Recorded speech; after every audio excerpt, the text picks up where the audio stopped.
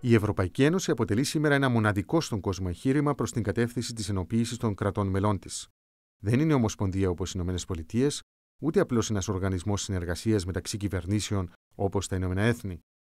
Οι χώρες που αποτελούν την Ένωση συνενώνουν τις εθνικές κυριαρχίες τους, ούτως ώστε να αποκτήσουν ισχύ και παγκόσμια επιρροή, την οποία καμία δεν θα μπορούσε να έχει μόνη της.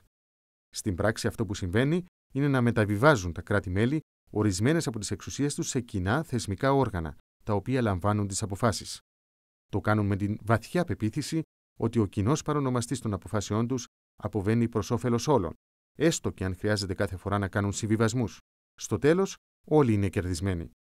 Αυτή η μοναδική διαδικασία έχει αποκτήσει με τον χρόνο και τις εμπειρίες δική της δυναμική και οθεί τα κράτη-μέλη να προχωρούν σε ολοένα και νέες μορφές ενοποίησης.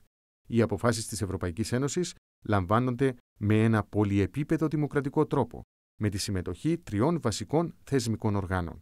Το Ευρωπαϊκό Κοινοβούλιο, το οποίο αντιπροσωπεύει τους πολίτες της Ένωσης και εκλέγεται άμεσα από αυτούς, το Συμβούλιο της Ευρωπαϊκής Ένωσης, στο οποίο αντιπροσωπεύεται κάθε κράτος μέλος, και η Ευρωπαϊκή Επιτροπή, καθήκον της οποίας είναι να προασπίζει τα συμφέροντα της Ένωσης συνολικά. Αυτό το θεσμικό τρίγωνο παράγει τις πολιτικές και την νομοθεσία, οδηγίες, κανονισμούς και αποφάσεις που εφαρμόζονται σε ολόκληρη την Ένωση.